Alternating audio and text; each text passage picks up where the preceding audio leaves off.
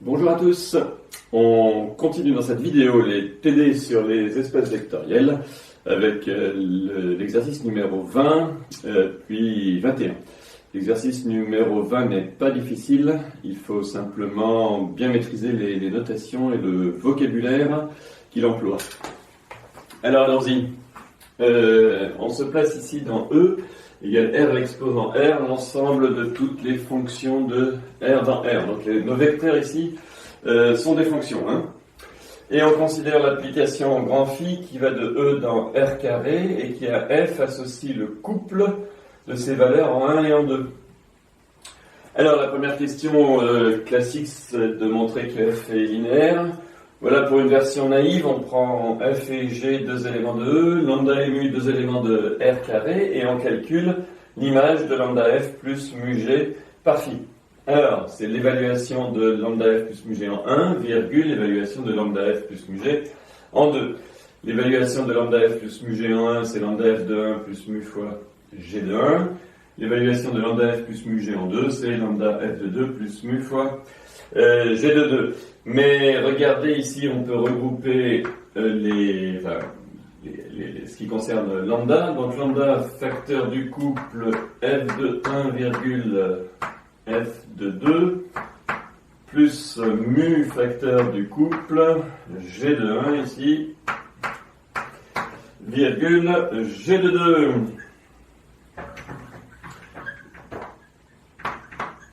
Et ça, c'est quoi? Eh bien, c'est lambda phi de f plus mu fois phi de g. Hop. Alors, j'attire votre attention sur les différences de plus. Ici, le plus est un plus, une somme entre deux réels, alors que ce plus-là est une somme entre deux couple. Alors, ceci assure que phi est linéaire. On aurait pu aller peut-être un petit peu plus vite en disant que l'évaluation en x0, c'est-à-dire la fonction qui va de E dans R et qui à F associe x0, est linéaire, et que phi est une application qui à F associe le couple de ces évaluations. Donc elle est linéaire.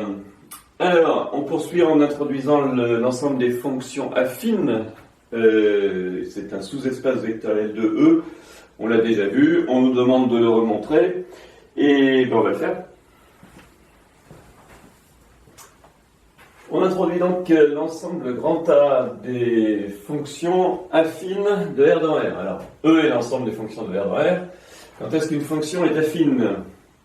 Quand il existe un couple AB appartenant à R carré, tel que pour tout x de R, f de x égale à x plus b. Attention, f dépend du couple AB, mais évidemment pas de x. On peut réécrire ça en utilisant une notation, en disant phi indice AB, lorsque le couple AB décrit R carré, quitte à dire ce que c'est que phi indice AB. Phi indice AB est la fonction qui va de R dans R et qui a x associe à x plus b. Alors, pour montrer que R est un sous-espace vectoriel, je crois qu'on a déjà utilisé cet ensemble là, au moment du chapitre sur les groupes, si je me souviens bien. Bon là, faisons-le aussi de façon naïve, soit phi A virgule B et phi, disons, C virgule D dans A. Lambda et mu dans R. Alors, A et B sont des réels, C et D sont des réels pour x appartenant à R. Regardons ce que fait lambda phi indice AB plus mu phi indice CD à un réel x. Alors ça c'est lambda phi indice AB de x plus mu fois phi indice CD de x, c'est-à-dire lambda facteur de AX plus B plus mu facteur de CX plus D. C'est encore égal à lambda A plus mu C le tout facteur de X plus lambda B plus mu D. Donc, qu'est-ce qu'on a? On a lambda phi indice AB plus mu fois phi indice CD. Ça, c'est des égalités entre réels, hein, alors que là, ce que j'écris, c'est une égalité entre applications. Regardez, en s'appliquant à X, on voit bien que cette application, là, lambda phi AB plus mu phi CD, est affine. Et ces coefficients sont respectivement lambda A plus mu C, virgule, lambda D plus mu D. Mais surtout le fait est, ça appartient à grand A. Ceci assure que grand A est un SED, est un sous-espace vectoriel de E. Alors une remarque, comme tout à l'heure, on pouvait peut-être aller un peu plus vite pour conclure. Vous pouvez dire toute combinaison linéaire d'une fonction affine est une fonction affine. Toute combinaison linéaire d'une fonction affine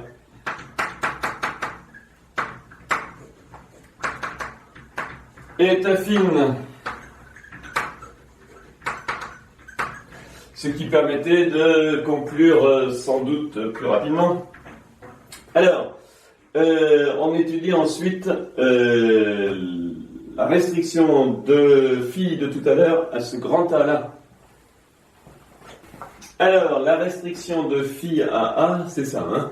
C'est l'application de tout à l'heure, mais dont l'ensemble de départ est réduit à A. C'est-à-dire qu'on prend au lieu de f quelconque de R dans R, on prend une fonction affine et on lui associe le couple de ses valeurs en 1, valeur en 2. Remarquez qu'à une phi indice AB, ça associe donc phi, ici, hein, je vous rappelle que phi indice AB de X, c'est AX plus B, et ça, quel que soit X appartenant à R, ce qui définit phi indice AB. Alors en 1, on a A plus B, et en 2, on a 2A plus B. Alors, phi est linéaire, on l'a vu, hein.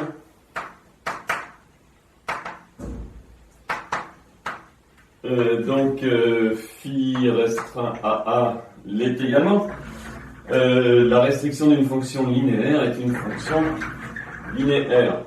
Phi restreint à A l'est aussi. Il faut que j'arrête avec ces grosses parenthèses. Hop. Donc, je répète, la restriction de phi en A l'est aussi. Alors, on veut montrer que c'est un isomorphisme, donc c'est linéaire.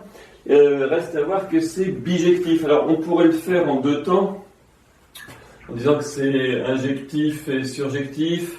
Pour l'injectivité, on calculerait le noyau, mais il faudrait de toute façon montrer la surjectivité. Regardez, là, c'est quand même assez évident. On va toujours pouvoir trouver une application phi indice AB telle que A plus B et 2A plus B sont deux réels préalablement choisis. Donc on va montrer à la fois la surjectivité et l'injectivité, c'est-à-dire directement la bijectivité, en prenant un réel quelconque, un couple de réels quelconques à l'arrivée, soit f de bêta appartenant à R2. Pour AB quelconque,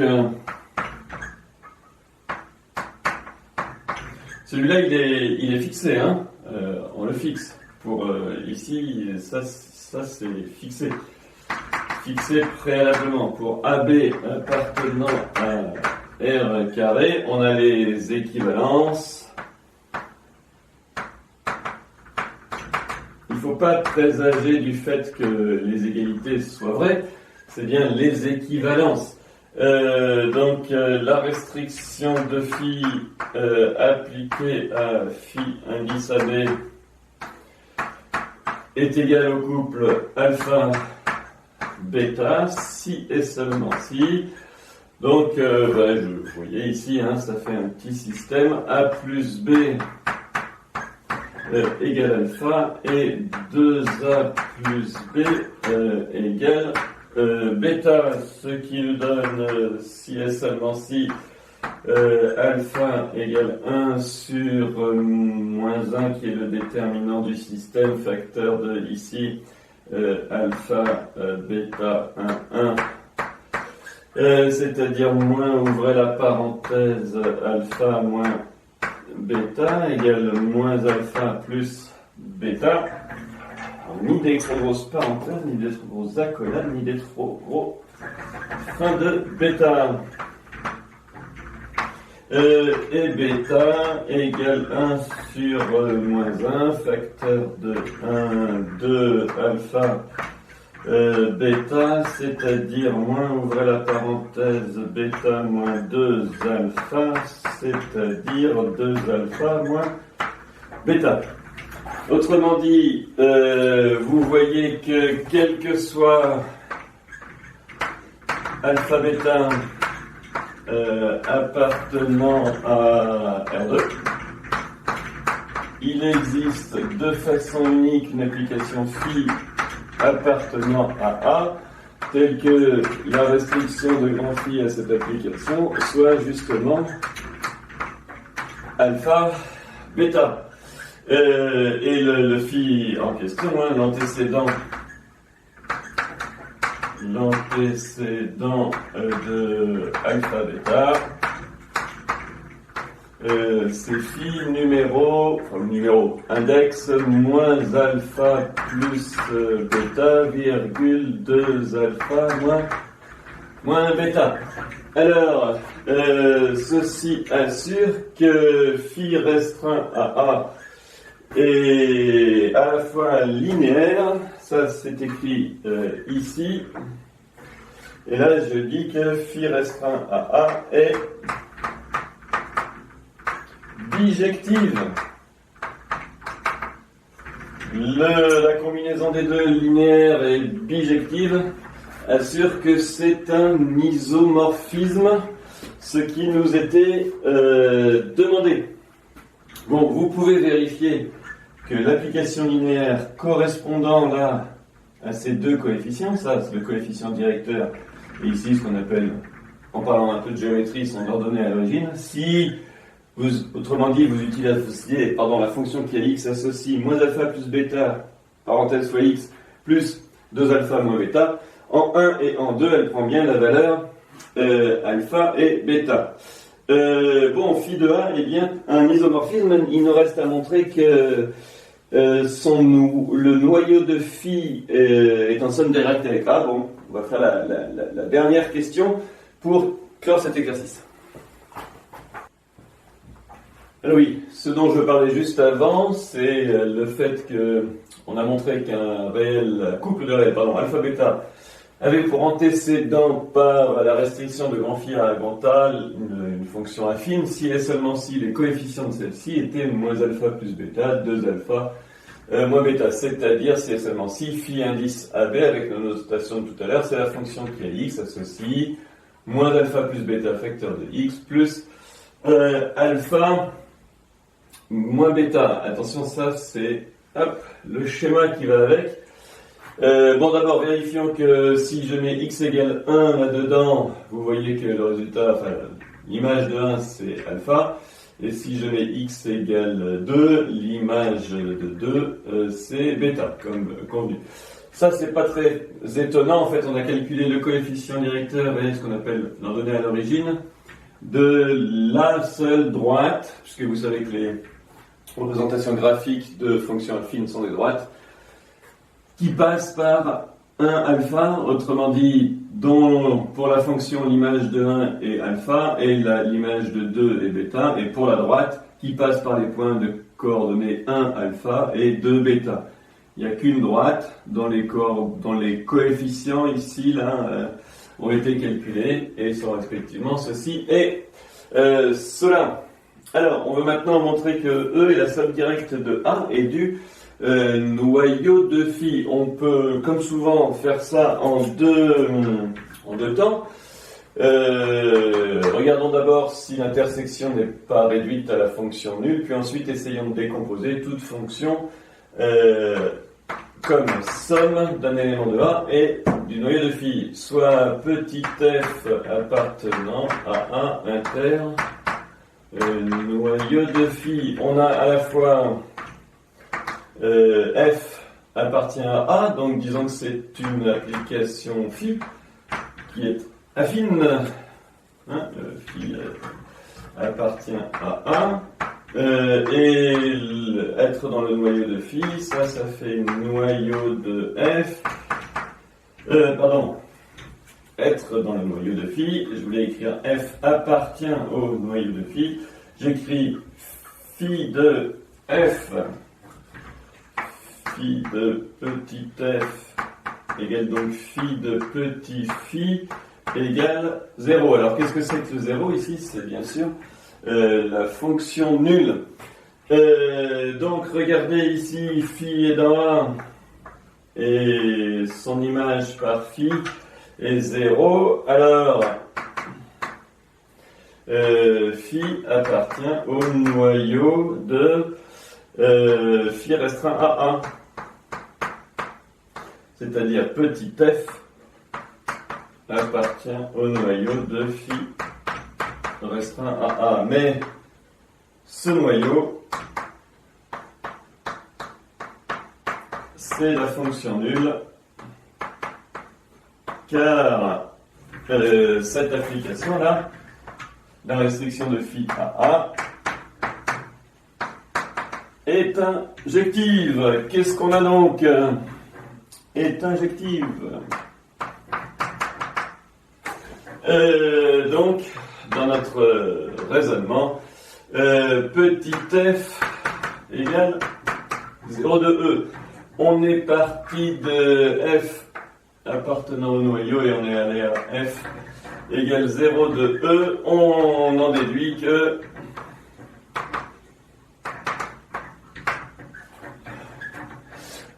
A inter noyau de phi, alors comme d'habitude, est inclus dans 0, mais finalement, avec la double inclusion usuelle, est égal à 0 de E. On a déjà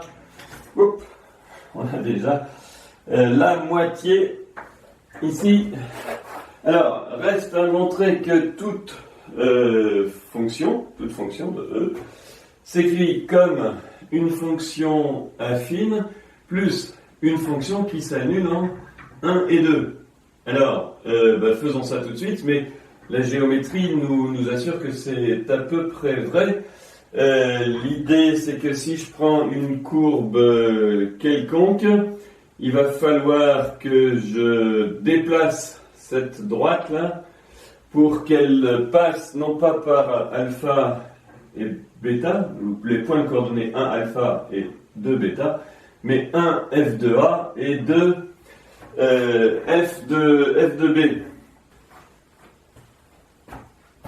Alors, finissons notre exercice en montrant que toute fonction peut être décomposée comme une fonction affine plus une fonction dans le noyau de grand phi. Je vous rappelle que E c'est R exposant R, l'ensemble de toutes les fonctions de R dans R. Voilà ce que l'on veut. On veut que f soit une fonction petit phi qui soit dans grand A plus quelque chose. Mais alors, on a déjà utilisé ce raisonnement. Ce quelque chose ne peut être que f moins phi. Et ça doit être dans le noyau de grand phi. Vous voyez que si on trouve ça, on trouvera forcément ça. D'accord? Alors, c'est le cas si et seulement si. C'est le cas si et seulement si. Bon, bien sûr, phi est affine. Phi est affine. Et d'autre part, f moins phi évalué en A, virgule f moins phi, évalué en 2, est le couple 0, 0. Alors ça, disons que j'appelle étoile cette propriété, et je dis que étoile équivaut à f phi de 1 égale f de 1. Hein, puisque ça doit être nul. Et ici, phi de 2 égale f de 2. Alors, c'est ce que je vous expliquais tout à l'heure avec du moins, j'ai essayé de vous expliquer tout à l'heure avec mon petit schéma. On peut choisir une fonction phi affine dont les valeurs en 1 et en A sont préalablement choisies. C'était alpha et bêta tout à l'heure. Mais là, il suffit de dire que c'est f de 1 et f de 1, le alpha et le bêta. Alors ça, c'est si et seulement si, phi égale phi de... Alors, on reprend nos deux coefficients. Si ça c'est alpha et si ça c'est bêta, je dois mettre moins alpha moins bêta. Autrement dit, moins f de 1 plus f de 2 comme coefficient petit a. Et je dois mettre 2 alpha, donc 2 f de 1 ici, moins f de 2 ici même. Autrement dit, si et seulement si la fonction phi est celle qui, à x, associe moins f de 1 plus f de 2, le tout facteur de x, plus 2f de 1 moins f de 2. Vérifions quand même que pour x égale 1, cela fait f de 1, ça marche, et pour x égale 2, ça fait bien f de 2. Autrement dit, cette décomposition-là n'a lieu que dans un cas. Donc on note phi indice petit f,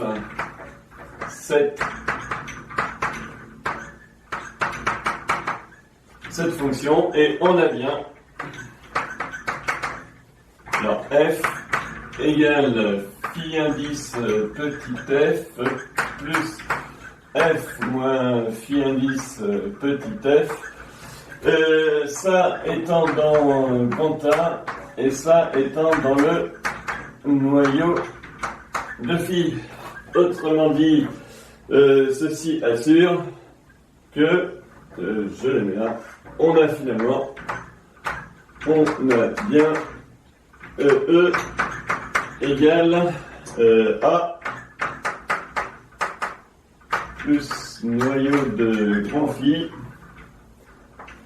Puis si on réunit les deux, la somme directe de A et du noyau de phi. Une remarque. Ici, vous voyez qu'on aurait presque pu se passer de la partie où on regarde l'intersection, en se disant que la décomposition que l'on veut ici, il n'y a qu'une seule façon de la trouver. Regardez, on a raisonné par équivalence. Autrement dit, le choix de phi indice f est unique. Donc là, cette décomposition est unique. Voilà qui achève cet exercice.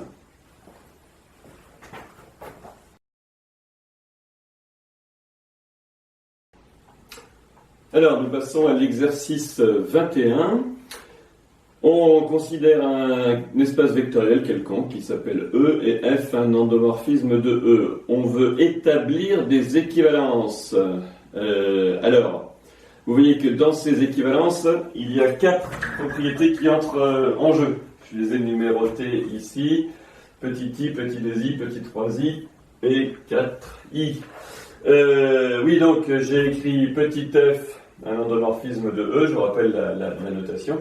Quand je dis qu'on considère les propriétés, c'est toujours pareil. On les énonce, on ne présage pas du fait. Quelles sont vraies? Alors les propriétés sont les suivantes. Le noyau de f moins f égale le noyau de f. Ça c'est l'énoncé de la propriété alors que j'ai appelé petit i. Celle de 2i, image de f, interne noyau de f est réduit à 0. Énoncé de 3i, image de f rond f, c'est l'image de f. Et énoncé de 4i, image de f plus noyau de f, c'est grand E. Alors finalement, l'exercice correspond à montrer que i équivaut à 2i et 3i équivaut à 4i. Alors, une remarque préalable, toutes ces propriétés sont des égalités ensemblistes. Regardez, toutes contiennent un signe égal avec de chaque côté un ensemble. Et on sait que pour montrer une égalité ensembliste, il faut montrer la double inclusion de l'ensemble de gauche dans l'ensemble de droite, puis de l'ensemble de droite dans l'ensemble de gauche. Alors, ici, ça nous prendrait du temps pour chaque égalité de faire comme cela. Il est peut-être préférable de montrer et de remarquer dès le début qu'il est clair que certaines inclusions sont évidentes. Enfin, clair et évident, à vous de me dire. Il est clair, entre guillemets, alors on va mettre, que le noyau de f est inclus dans le noyau de f rond f. Eh bien, regardez peut-être en une phrase, si f appliqué à un vecteur x égale 0, alors f rond f du vecteur x égale 0. Je vous rappelle que f rond f de x, c'est f de x, et que f de 0, c'est 0. Un jour, on va l'écrire ici, là. F de x égale f de 0 égale 0. Alors, la deuxième inclusion, ça c'est pour celle-ci. Hein.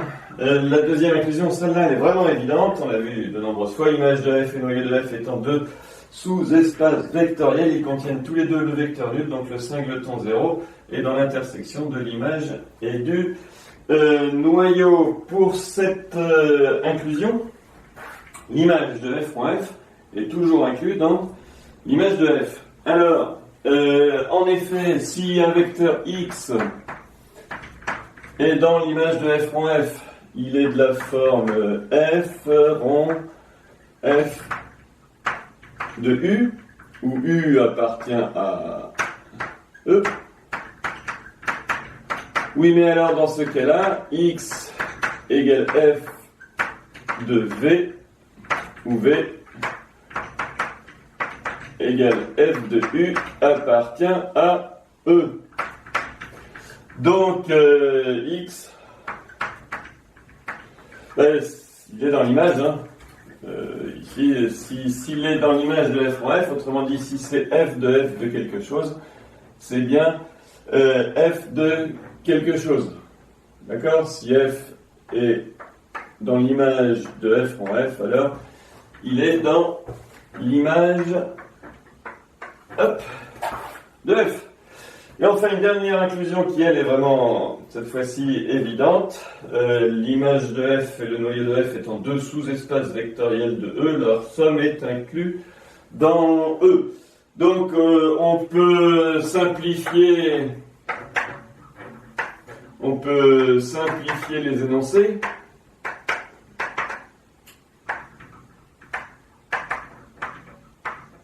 De I à 4i. De la façon suivante, j'appelle ça I', et en fait, ici, comme une inclusion est évidente, I équivaut à ce fait-là. Ici, comme une inclusion est évidente, 2i équivaut à cette inclusion. Comme ici, l'inclusion est évidente, 3i équivaut à cette inclusion-là.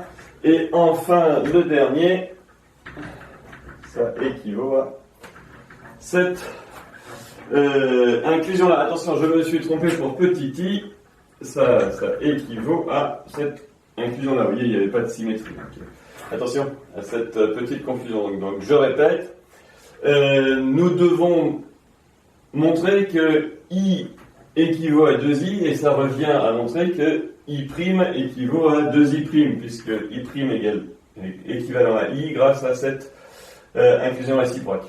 Et 2i' est équivalent à 2i grâce à cette inclusion. De même, nous devons montrer que 3i' équivaut à 4i'. Alors, bon, maintenant qu'on a simplifié le problème, on va faire les deux équivalences. Qui dit deux équivalences dit 4 implications. Donc, pour le point A, on va traiter ça en deux implications. Hein. Un A et un B. Un A consistera à dire que I implique 2I. Un B, que 2I implique I. Idem pour grand 2. Allons-y pour la première de nos 4 implications. Montrons que si le noyau de f' est inclus dans le noyau de f, alors l'image de f interne au noyau de f est inclus dans le singleton 0. Ça, c'est-à-dire I' implique 2i', mais vu les équivalences, I implique 2i. Alors, eh bien, on suppose ça. On suppose que ceci est vrai, non? On suppose que le noyau de f en f est inclus dans le noyau de f. Et on considère un vecteur qui est dans cette intersection. Alors, eh bien, on traduit les deux propriétés que l'on a sur x. X appartient à image de f. Donc, x égale, et de la forme f de quelque chose égale f de u, où u appartient à e. Mais d'autre part, x appartient au noyau de petit f. Donc, et ça c'est la définition, f de x égale 0. 0 flèche, bien sûr, c'est le vecteur nul de e. Alors, eh bien ici ça fait f de u égale 0, c'est-à-dire f en f de u égale 0, c'est-à-dire encore que u appartient au noyau de f en f. Mais qu'est-ce que l'on a supposé? Mais le noyau de f en f est ici inclus dans le noyau de f, donc u appartient au noyau de f. Hop. Alors voyons ce que ça donne et on espère que ça va donner x égale 0, c'est-à-dire et f de u égale 0. Mais regardez, f de u, c'est bien x. Alors x égale 0.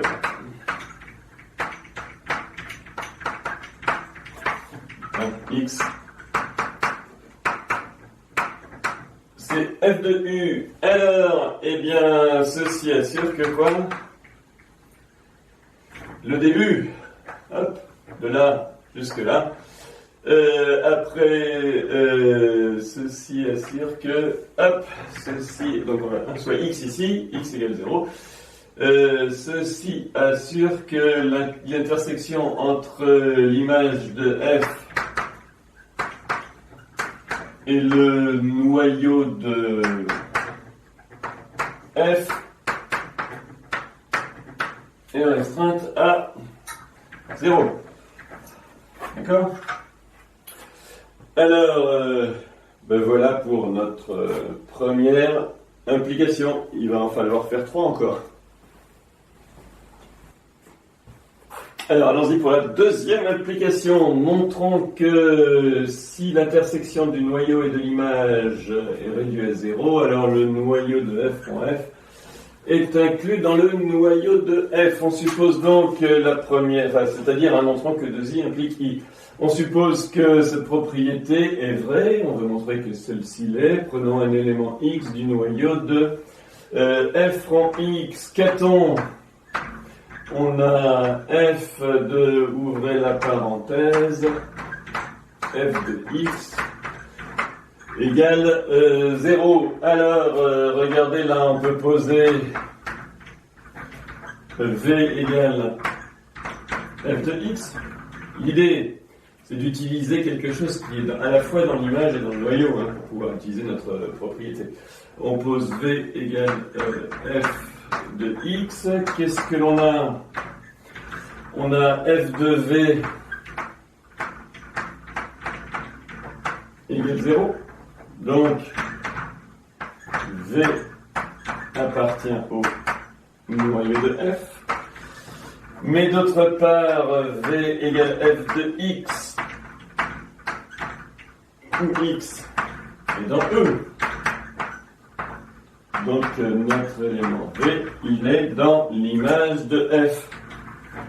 Il est dans l'image de f. Donc, alors, v, il est à la fois dans le noyau de f et dans l'image de petit f. Donc je répète, je suis resté peut-être un peu longtemps devant le tableau. F de v égale 0, donc il est du noyau. V égale f de x, où x est dans E. Donc v est dans l'image. Alors, regardez là, c'est terminé, puisque v étant dans le noyau et dans l'image, il va être nul. Et s'il est nul, regardez, c'est f de x qui est nul. Donc on aura bien x est dans le noyau de f, autrement dit, il n'y a plus qu'à terminer la rédaction. Mais le noyau de f en interne, l'image de f est inclus dans le singleton 0, donc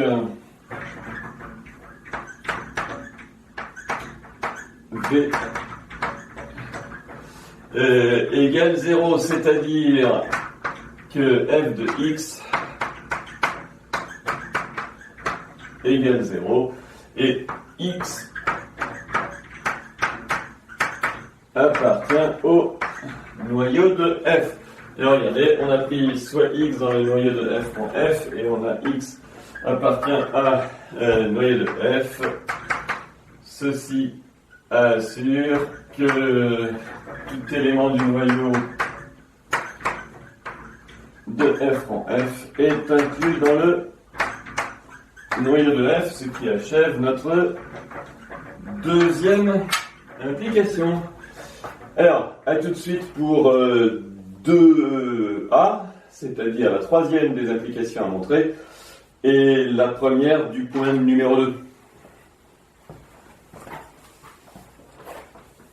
Alors, question grande, point numéro 1, montrons que l'inclusion image de f dans image de f en f, je vous rappelle que c'est 3i, parce que l'inclusion réciproque est évidente, implique que E est inclus dans image de f plus noyau de f, je vous rappelle que celle-là c'est 4i, car l'inclusion réciproque est évidente. Alors là encore, on suppose la prémisse de l'implication voulue, on suppose que l'image de f est incluse dans l'image de f en f. Alors, c'est toujours je pense, les plus délicates, ces propriétés où il s'agit de montrer que tout élément de E s'écrit comme un élément de image de f plus un élément du noyau de f. Utilisons quand même une technique que nous avons déjà vue, c'est-à-dire forçons en quelque sorte l'élément x à être de la forme voulue, c'est-à-dire ici quelque chose dans l'image de f et ici quelque chose dans le noyau de petit f. Alors si c'est dans l'image de f, ici il faut écrire f de u. D'accord? Et là on n'a pas le choix, il nous faudra écrire x moins f de u. Donc vous voyez que si on trouve u, si on trouve u vérifiant cette propriété, on aura gagné. Mais u, on le connaît pas, donc autrement dit, on cherche. Et n'hésitez pas à écrire des choses comme ça dans ce genre de questions où il s'agit de trouver une décomposition. C'est un peu comme la surjectivité. On ne sait pas que l'antécédent existe. Là, on ne sait pas que la décomposition existe. On aimerait l'exhiber. Alors, je répète, on cherche petit u appartenant à E tel que X égale f de u plus x moins f de u. Alors, dans quel cas? C'est le cas si et seulement si cette propriété-là, on va l'appeler étoile. Étoile, alors ça c'est une évidence, hein. F de U est dans l'image de F, c'est une évidence. Donc la propriété étoile a lieu si et seulement si x moins f de U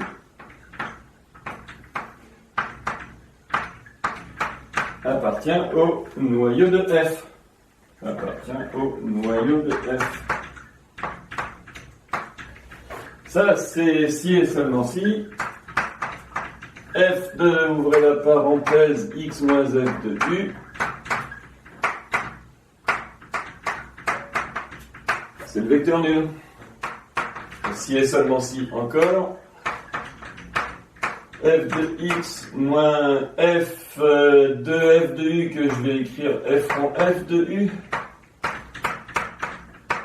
égale 0, et ça c'est-à-dire si et seulement si f de x égale f en f de u. Alors, c'est là qu'il s'agit de se demander si un vecteur u comme ça existe.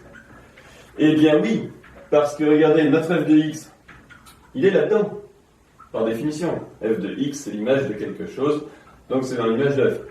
Mais donc, il va être là-dedans, ce qui va assurer le fait que ce soit un f en f de u. Alors là, on constate qu'on a trouvé l'idée. Hein. Or, ici, alors, f de x appartient à l'image de petit f, et l'image de petit f est incluse dans l'image de f en f. Donc, et le mot important ici, c'est il existe. Parce que quand on cherche quelque chose, à la fin, on aimerait bien le trouver. Il existe U appartenant à E tel que ce f de x là soit dans l'image de f en f, à savoir soit un f en f de U.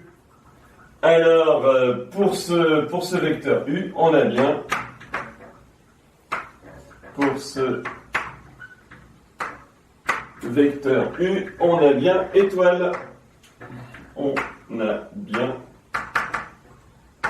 étoile. Et étoile qui était jusqu'à présent quelque chose que l'on voulait, et maintenant quelque chose que l'on a. Autrement dit, et X appartient à image de petit f plus noyau de petit f.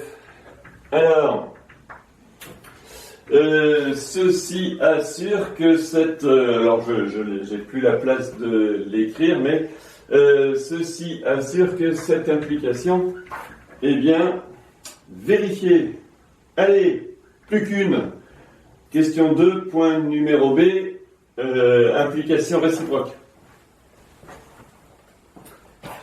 Dernière application, donc, montrons que si E est inclus dans l'image de F plus le noyau de F, alors l'image de F est incluse dans l'image de F en F, c'est-à-dire les inclusions ici réciproques étant claires, l'application 4i implique 3i. Alors, évidemment, on suppose que E est inclus dans l'image de F plus noyau de F.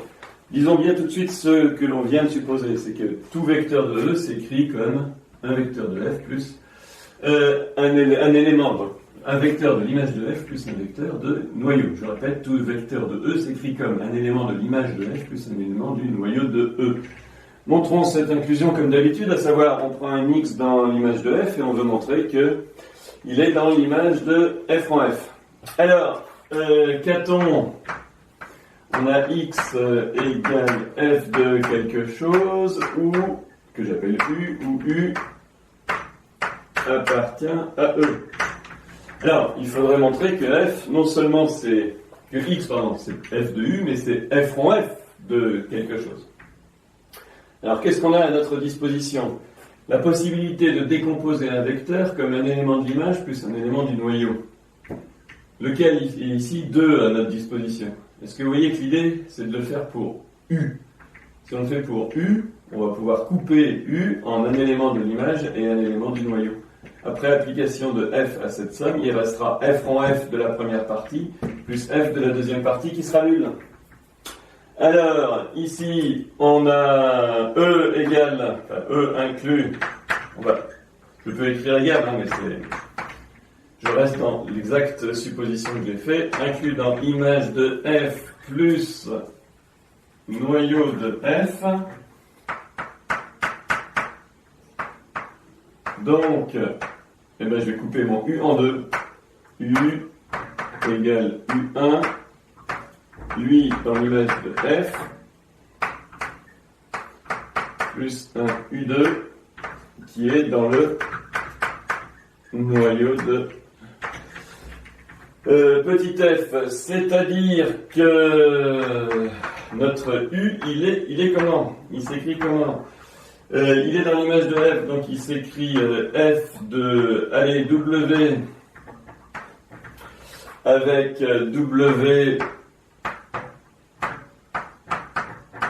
appartenant à E. Attention, ici il ne faut pas que je l'écrive tout de suite, avec W appartenant à E. Et ici un U2 tel que f de U2 égale 0. Bon, là, j'ai bien interprété le fait que U1 soit dans l'image, donc un f de W, et que U2 soit dans le noyau, c'est-à-dire que f de U2 égale 0. Alors, eh bien, calculons notre x. X égale f de U égale f de W. F de W, ça fait f en f de W plus f de U2. Je répète, ici, j'ai appliqué ça. J'ai écrit f en f de W plutôt que f de W, mais f de U2 égale 0. Donc, x égale f en f de W. Ainsi, x appartient à l'image de f en f. Alors, on est parti d'un x appartenant à l'image de f et on arrive à un x appartenant à l'image de f en f. Ceci assure donc que l'image de petit f est inclus dans l'image de f en f, c'est-à-dire que cette inclusion-là est bien vraie. Alors, voilà qui achève